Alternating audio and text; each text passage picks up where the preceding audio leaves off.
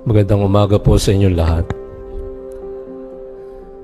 Hindi ko alam kung bakit pagka medyo kulimlim ang panahon ay mas narinig ko yung sagot ninyo. Mas malakas kayo sumagot. I don't know whether it has to do with the weather, the climate, or anything of the sort. Pero pagka nagbabadyang umuulan, napansin ko rin kumokonti ang nagsisimba. At isa pang napapansin ko pagka Sabado yung anticipated mass, kumokonti rin. Pero sapagkat ako'y nagmimisa sa ibang parokya, pag uwi ko, traffic. Ibig sabihin nun, karamihan ng dati ay nagsisimba ng anticipated mass ng Sabado ay nasa malls. At ang dami ngayong mga bagong mall, mga lahat high-end, yung Opus sa Bridgetown, hindi ko pa napupuntahan yon. Dumadami yung mga high-end malls, naglalakihan, at lumalaki rin ang mga pogo. Yan ang nakakapagtaka. So, but I'm not going to talk about that, but I probably will. Just wait. Yung una, as I always do, is to summarize the three readings. They are so essential, so important, because many of you attend Mass only once a week, and that is on a Sunday. And therefore, for you to be shortchanged and to miss out on the three readings in the liturgy would mean that the next time around you will encounter three readings would be next Sunday, because many of you don't attend daily Masses.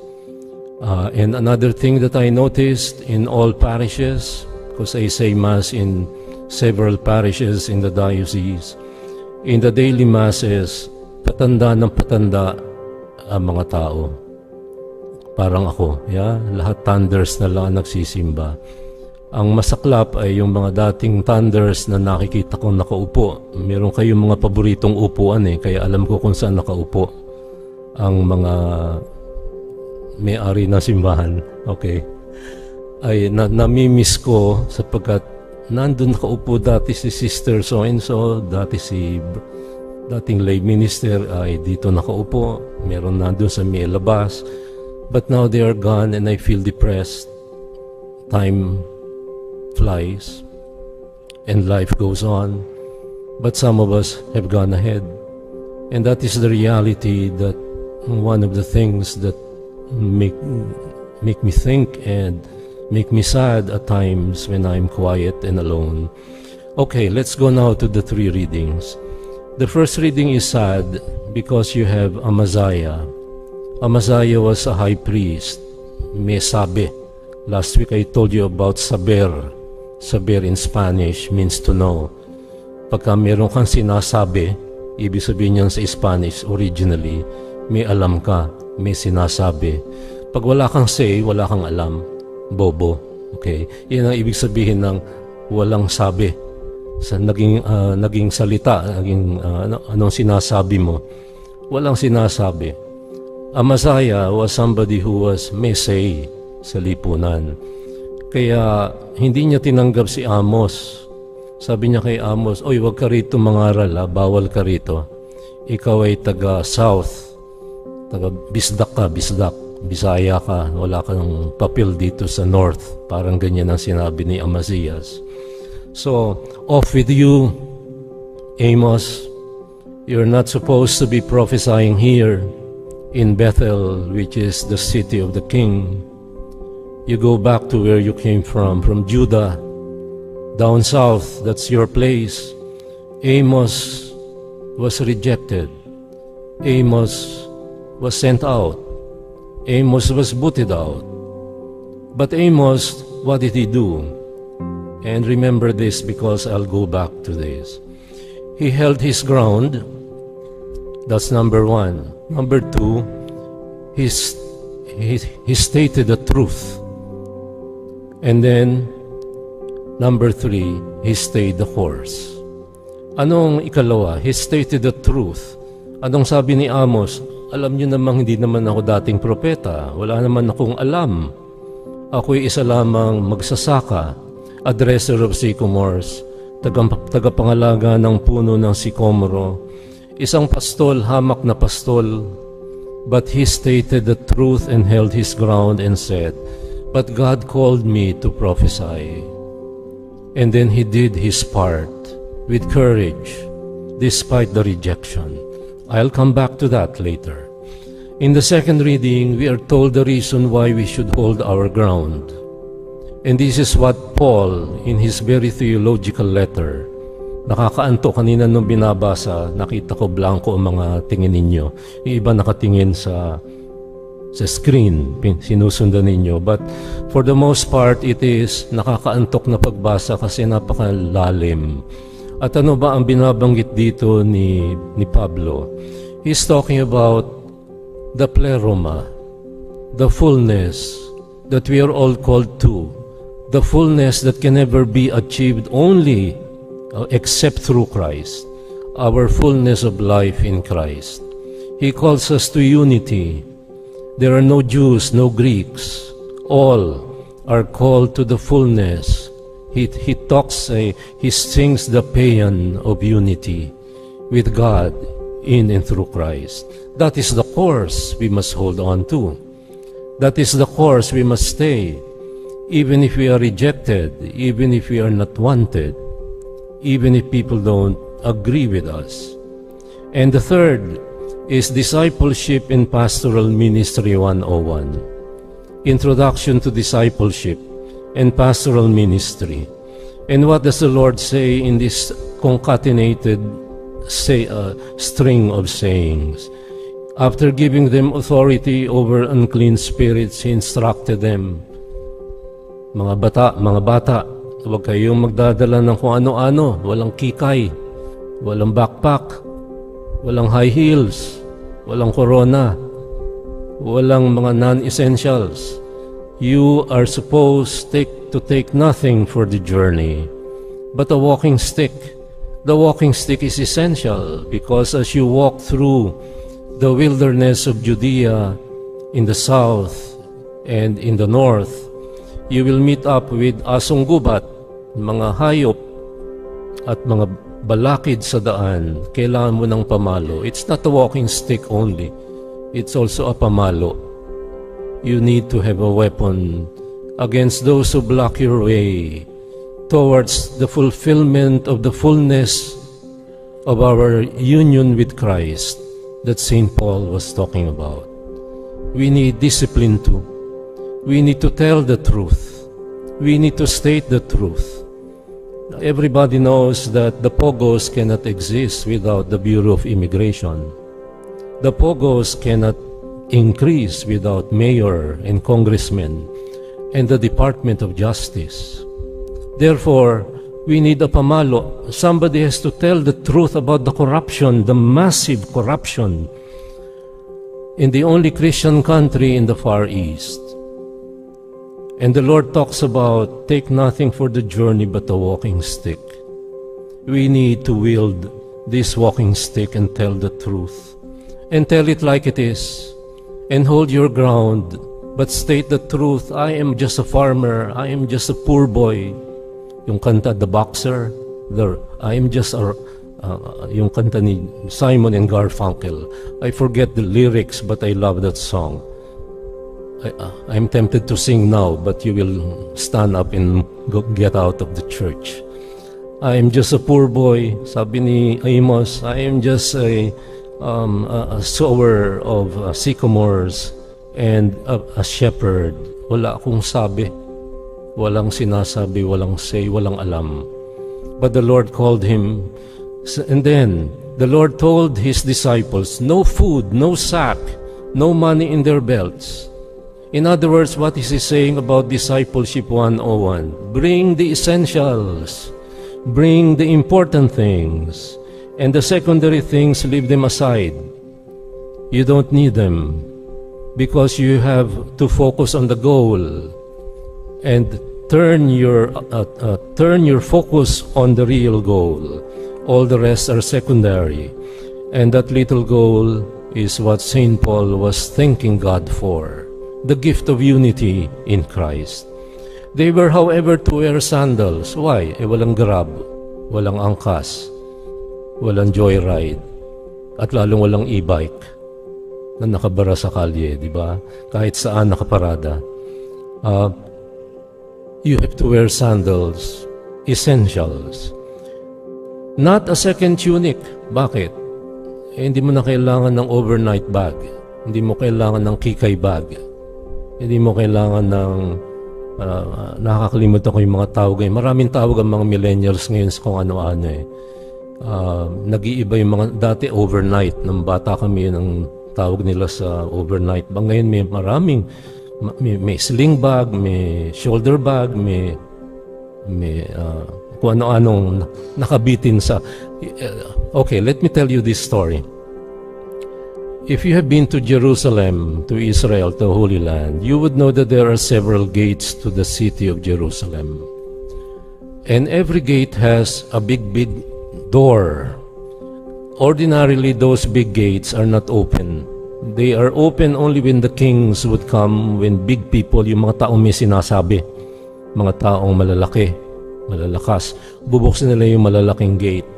Ordinarily, ang binubuksan na yung maliit na lagusan. Ang tawag dyan ay mata ng karayom. That's the eye of the needle. Now, kung ikaw ay papasok sa mata ng karayom at ikaw ay may korona ng Miss Universe, hindi ka kakasya. Kung ikaw ay naka-high heels na isang dipa, hindi ka rin kakasya. Tanggalin mo yung high heels mo. Kung ikaw ay, tulad ko, I'm a mountain climber, or used to be anyway, maybe carried huge backpacks, lampas sa akin, 30% of my body weight, that's the limit. More than that, I cannot reach the peak. Pag ikaw ay naka-backpack na napakalaki, tanggalin mo yung backpack mo, hindi ka kakasya sa mata ng karayom. Pag ikaw ay mayabang at marami kang putong sa ulo ng kayabangan, hindi ka makakapasok sa mata ng karayom.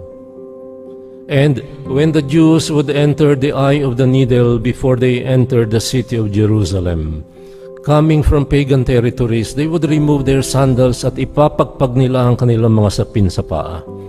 Ipapagpag ang mikrobyo, ang COVID-19, ang germs. Yung natapakan yung mga bahal. Diyan sa France, laging may baha doon. Pag umulan, baha. 3 araw, 4 na araw yung baha. Kaya yung mga naglalakad, lilipat sa kabila. Doon sa Doña Soledad, I walk every day almost, so I know what I'm talking about. Yung mga baha, mabaho, ibig sabihin galing yun sa sewage.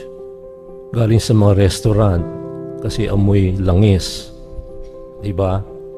Sa China, hina-harvest yan. Ang tawag nila gutter oil. Pinifilter, binebenta uli. Kaya kung kayo bibili ng mga langis, cooking oil na galing China, good luck. Daming mikrobyo yan kasi galing sa gutter. Nire-recycle nila. Ganon din ang tinitinda sa Divisoria. Gutter oil. Kaya, ang dami nating problema, no? Kaya kailangan natin magsimba tuwing linggo. Bakit? Kinakailangan nating dalisayin ng lahat ng ating kalooban, ng ating pag-asa, ang ating mga hinanakit, ang ating mga tampo sa mundo, tampo sa mga namumuno. Bakit? Sa pinagsasamantala ng mga bully ang ating bansa at walang nagsasalita. Walang nagsasalita. Nobody stands and states the truth and holds his ground. So, shaking the dust off one's feet, we need to do that. And this is now the good news, and I have only 4 remaining minutes in my 10 few precious, responsible minutes, which sometimes become 15 minutes. Number 1 lesson. All of us have been rejected. All. No exception. No one can tell me to his face na hindi kayo tinanggihan o ni-reject ni naman. One of the saddest experiences I have as a counselor is to see young people, young boys and young girls, cry bitter tears because they've been rejected by their mother. When you are rejected by your mother, and it happens, it is very hard to cure. Why? Because mothers never should reject children. Mothers should never kill their children, slowly or in one gulp. But I know of people who came to me for guidance because they know they have been attempted to have been their mother attempted to kill them in their womb, and they remembered the body has a memory. The body has a memory. And the most difficult, for me at least emotionally, is to suffer with them, to journey with them, because rejection is hard to process. It is hard even to accept, and it is hard to cure. And all of us have been rejected. That's why it said, the lesson of Amos, hold your ground, state your truth, and stay your course. Only God is your salvation. Number 2 lesson, we are not there yet, but Christ has won the essentials for us.